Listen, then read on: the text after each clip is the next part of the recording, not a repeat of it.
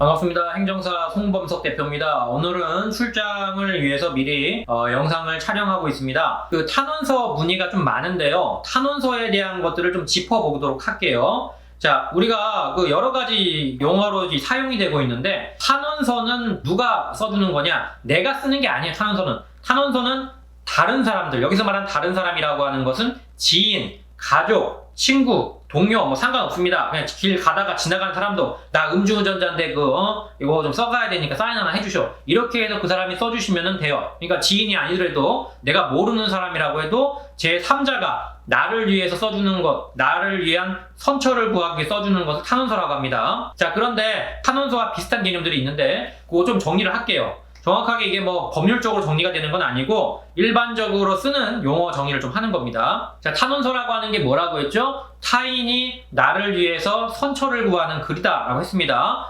다만 그렇다고 해서 탄원서가 다 그렇게 해당되는 건 아니에요.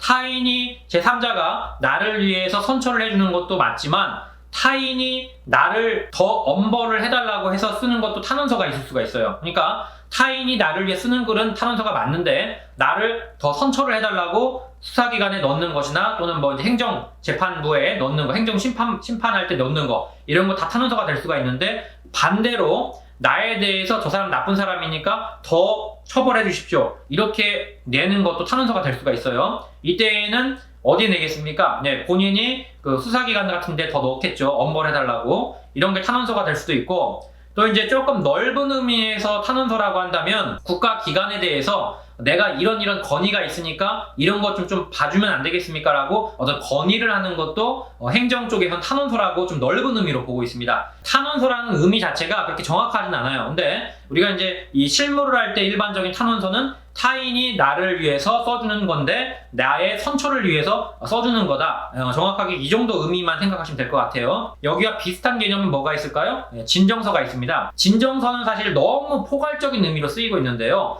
진정서가 가장 그 넓은 의미라고 보시면 될 것 같아요. 탄원서도 들어가고요. 진정서는 또 넓은 의미에서 반성문도 진정서라고 할 때가 있습니다. 또 법을 하는 사람들이 쓰는 의견서도 진정서라고 할 때가 있어요. 그러니까 진정서라는 의미 자체가 명확하지가 않아요. 너무 포괄적이에요. 그러니까 진정서라는 의미 자체가 가장 큰 넓은 의미고, 그 안에 이제 탄원서, 반성문, 의견서 뭐 이런 게 있다라고 보시면 될 것 같아요.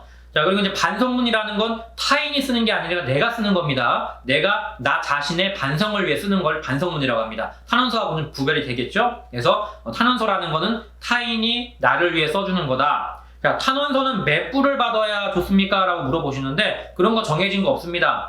다만 많으면 많을수록 좋은데, 그 많이 받으려고 막 100명, 200명 이렇게 받아가지고 너무 애를 쓰면 제가 마음이 아파요. 그 옆에 보고 있으면은 받는데 얼마나 창피합니까? 음주운전자인데 이거 좀 써줘라고 해야 되니까. 근데 그거를 100명, 200명씩 이렇게 받으러 다니시는 거 보면은 그 효과에 비해서 이제 너무 이렇게 고생을 많이 하시니까 저희가 이제 통상적으로 한 3부에서 5부 정도만 받아오시라고 그렇게 말씀드려요. 물론 나는 한 100명 받아올 수 있는데 이러면 100명 받아오세요 이렇게 얘기합니다만 고생스럽잖아요. 그러니까 뭐 그 탄원서 넣는다고 해서 무조건 구제가 되는 것도 아니고 그냥 어느 정도 이제 효과가 있으니까 하는 거니까 너무 거기에 매달리지 마시고 가능한 선에서, 자기의 환경에 가능한 선에서 받아오시면 좋겠습니다.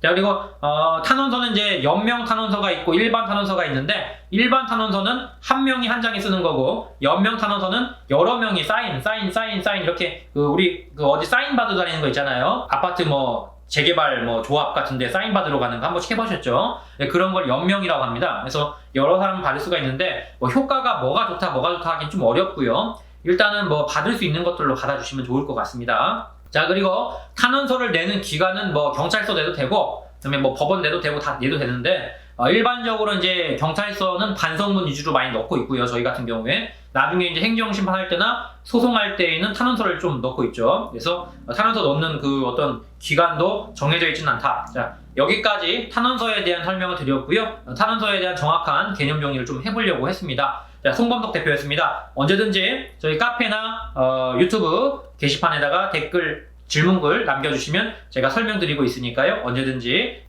질문 주십시오. 송범석 대표였습니다. 감사합니다.